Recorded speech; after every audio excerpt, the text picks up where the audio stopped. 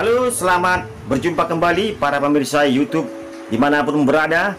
Kali ini kita akan membahas tentang proses kedatangan Yesus. Hal-hal ini adalah hal-hal yang menarik, sangat krusial dibicarakan di kalangan para teolog-teolog Kristen maupun para hamba-hamba Tuhan. Para pemirsa, yang kita bahas saat ini adalah penjelasan daripada Pendeta Ezra Soro. Adanya kekeliruan penjelasan ataupun kekeliruan penafsiran tentang proses kedatangan Yesus yang kedua kali untuk menjemput orang-orang percaya ke bumi ini. Sebelumnya mari kita saksikan video yang singkat ini dari pertanyaan-pertanyaan audiens yang dilontarkan kepada dia, sehingga penjelasan yang dijelaskannya ada kekeliruan penafsiran. Mari kita saksikan video yang singkat ini. Pak Pendeta, saya ingin bertanya, waktu Tuhan Yesus datang kedua kali, Tuhan Yesus datang sebagai manusia atau datang bukan menjadi manusia lagi? Tuhan Yesus waktu dia datang pertama kali, waktu Natal, ya.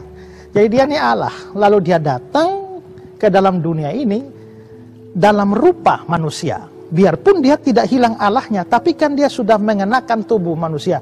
Dia lahir sebagai manusia, hidup sebagai manusia, makan, minum, tidur, bangun seperti manusia. Jadi akhirnya Yesus itu adalah Allah manusia. Nah, sebagai manusia, dia mempunyai fisik tertentu, tubuh tertentu, wajah tertentu. Kita tidak tahu wajahnya seperti apa karena belum ada kamera. Ya, tapi ya bisa dipastikan dia rambut panjang, karena seorang nasir Allah itu memang berambut panjang. Nah, lalu Yesus setelah menyelesaikan pekerjaan di dunia, dia terangkat, dia mati, lalu dia bangkit. Tapi dia bangkit itu dia masih mengenakan tubuh yang sama, tapi sudah di-upgrade. Dia masih mengenakan tubuh yang sama karena dia masih pakai baju juga. Ya, lalu dia masih dikenali juga oleh para muridnya, walaupun beberapa kesempatan agak sukar dikenali. Tapi tubuhnya itu kan sudah di-upgrade. Makanya dalam Yohanes 20, dia datang pada murid-murid, ruangnya terkunci semua, pintu-pintu terkunci, dia bisa masuk. Lalu setelah itu bisa hilang. Dia bisa makan ikan goreng. Dia bisa menyuruh Thomas untuk menyentuh dia. Ya, artinya memang dia masih mengenakan tubuh fisik ini, tapi tubuhnya sudah di-upgrade. Nanti setelah dia naik ke surga, terjadi pemuliaan lebih lanjut dari tubuhnya. Sehingga tubuh kemuliaan sudah jauh lebih hebat dari tubuh kebangkitan setelah bangkit, tapi sebelum naik ke surga. Ya, dia lebih mulia lagi. Nah, tapi pada waktu dia terangkat ke surga, dia terlihat. Itu berarti bahwa dia naik ke surga sebagai satu pribadi Allah manusia. Dalam Kisah 1 ayat 9, sesudah dia mengatakan demikian, terangkatlah ia disaksikan oleh mereka, dan awan pun menutupnya dari pandangan mereka. Berarti dia bisa terlihat. Kalau dia terlihat, maka memang fisiknya, tubuhnya, tubuh manusia yang sudah di-upgrade itu pun, tubuh kebangkitan itu masih bisa dilihat. Karena dikatakan bahwa dia terangkat disaksikan oleh mereka, ya.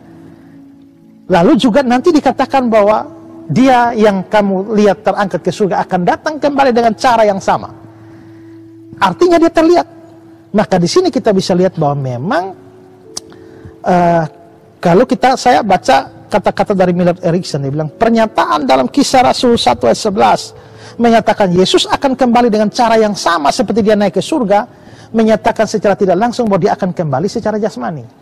Berarti Yesus akan datang itu sebagai pribadi, satu pribadi Allah manusia, tapi dengan tubuh kebangkitan. Jensen, Fawcett, and Brown mengatakan dia datang kembali bukan yang lain, tapi Yesus yang sama ini, seperti kamu telah melihat dia pergi, dengan cara yang sama akan datang sebagai pribadi kasat mata. Karena itulah ada banyak ayat yang menunjukkan bahwa waktu Yesus datang kedua kali itu orang bisa lihat dia. Matius 24 ayat 30. Pada waktu itu akan tampak tanda anak manusia di langit, dan semua bangsa di bumi akan meratap dia, dan mereka akan melihat anak manusia datang di awan-awan di langit dengan segala kekuasaan dan kemuliaannya. Mereka melihat. Matius 26 ayat 64. Akan tetapi aku berkata padamu, mulai sekarang kamu akan melihat anak manusia duduk di sebelah kanan Allah yang Maha Kuasa dan datang di atas awan-awan. Markus 13 ayat 26, pada waktu itu orang akan melihat anak manusia datang dalam awan-awan. Wahyu 1 ayat 7, lihatlah, dia datang dengan awan-awan, setiap mata akan melihat dia. Nah, dari situ kita bisa lihat, kalau orang bisa melihat dia, persis seperti orang melihat dia naik ke surga, itu berarti bahwa Yesus yang akan datang kembali, itu juga datang sebagai pribadi Allah manusia, dan dia mengenakan tubuh kemuliaan, tubuh kebangkitan, dan karenanya bisa dilihat. Jadi dia datang juga sebagai manusia. Ya. Oke, terima kasih para pemirsa YouTube sekalian. Kita telah menonton dan mendengar, melihat secara seksama dan meneliti perkataan-perkataan daripada Pendeta Ezra Suru yang mengatakan bahwa kedatangan Yesus yang kedua kali adalah dengan mengenakan tubuh jasmania.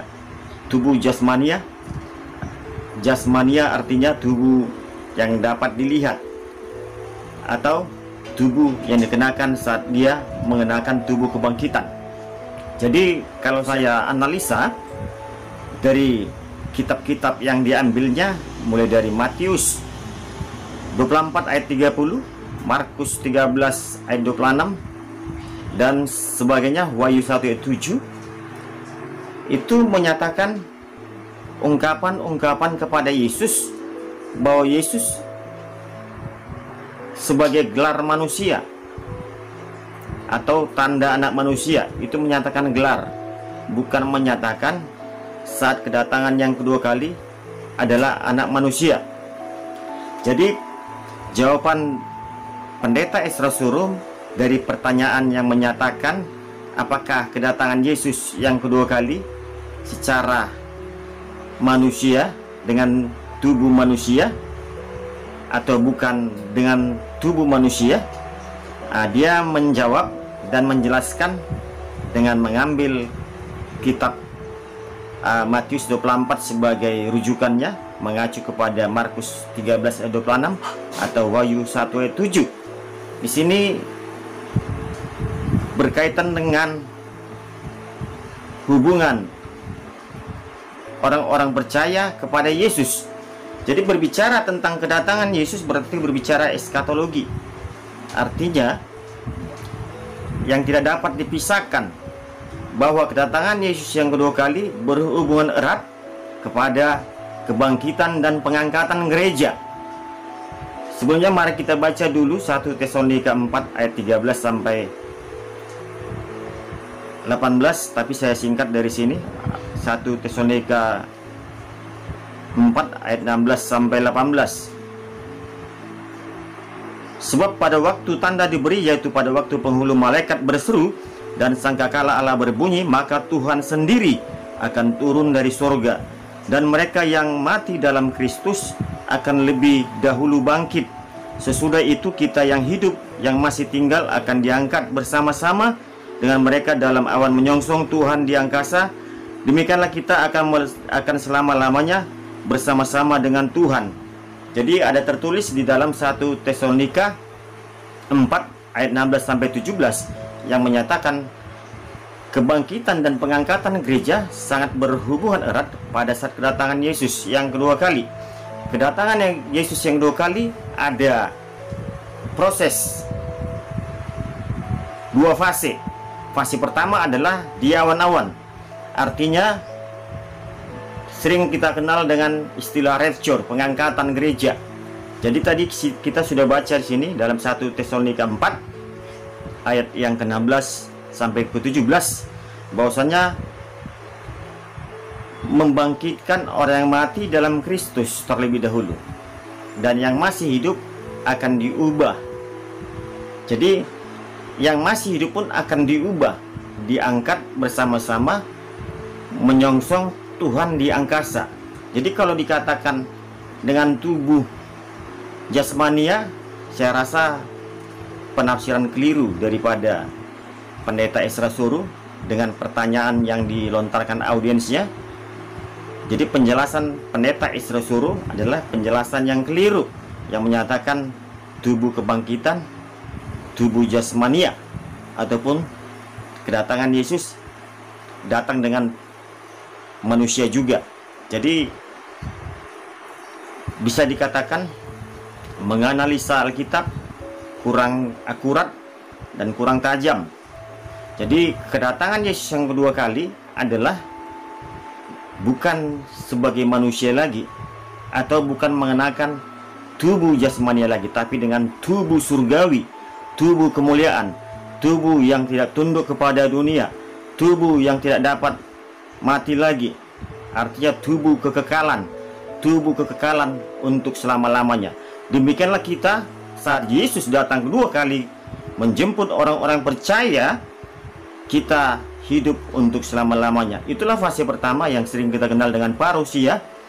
Fase pertama saat kedatangan Yesus untuk menjemput gerejanya, yaitu membangkitkan orang yang mati dalam Kristus dan mengangkat orang yang masih dalam keadaan hidup, menyongsong Yesus di awan-awan permai, sehingga kita diberikan mahkota kehidupan. Demikianlah kita bersama-sama dengan Yesus untuk memerintah kerajaan yang 1000 tahun. Jadi pada saat kita sudah diberikan mahkota, itu adalah fase pertama. Fase yang kedua, kedatangan Yesus adalah menginjakkan kakinya di Bukit Zaitun. Ada tertulis dalam Zakaria 14 ayat 4 bahwasanya ia datang bersama orang-orang kudusnya di Bukit Zaitun, yaitu di Yerusalem. Jadi kalau kita katakan penafsiran ataupun penjelasan pendeta Ezra Soru yang menjelaskan mengambil dari Matius 24 tadi, atau Markus 13, atau Wahyu 1 ayat 7, itu adalah ungkapan atau gelar kepada Yesus sebagai anak manusia. Jadi pemahaman keliru Ezra Soru, biarlah ini bukan menjadi perdebatan, tapi biarlah saya luruskan bahwasanya kedatangan Yesus yang kedua kali bukan sebagai manusia lagi, tapi sebagai Tuhan, Raja segala raja, King of the Kings, untuk menghakimi orang-orang yang tidak percaya kepadanya. Jadi demikianlah kesimpulan yang saya jelaskan, bahwasannya kedatangan Yesus yang kedua kali adalah tidak terlepas daripada kebangkitan orang yang mati dalam Kristus, atau pengangkatan orang-orang percaya bertemu di awan-awan permai menyongsong Yesus Kristus dan bersama-sama untuk menuju surga, sehingga mereka orang-orang percaya yang tertulis dalam 1 Tesalonika 4 ayat 16 sampai 17 akan diberikan mahkota kehidupan, yaitu sebagai upah pelayanannya saat di bumi. Jadi kesimpulannya, kedatangan Yesus adalah kedatangan sebagai Tuhan, kedatangan Raja sebagai Raja, bukan dengan tubuh manusia, bukan dengan tubuh jasmania. Itulah kesimpulan yang saya jelaskan. Biarlah ini berguna bagi para pemirsa YouTube dimanapun berada, maupun para jemaat Tuhan dimanapun berada, sehingga tidak dikelirukan atau dikecohkan penafsiran-penafsiran yang keliru yang tidak dapat dipertahankan, atau penafsiran yang kurang tajam dan kurang akurat sehingga tidak berdasarkan Alkitab. Jadi biarlah penjelasan tanggapan saya ini dapat diterima para pemirsa YouTube dan dapat diterapkan dalam kehidupan sehari-hari, sehingga kedatangan Yesus bukan lagi kedatangan secara manusia untuk yang kedua kali, melainkan kedatangan sebagai Tuhan, Raja segala raja, untuk menghakimi orang-orang yang gak percaya. Terima kasih. Sampai berjumpa kembali di lain waktu. Tuhan Yesus memberkati.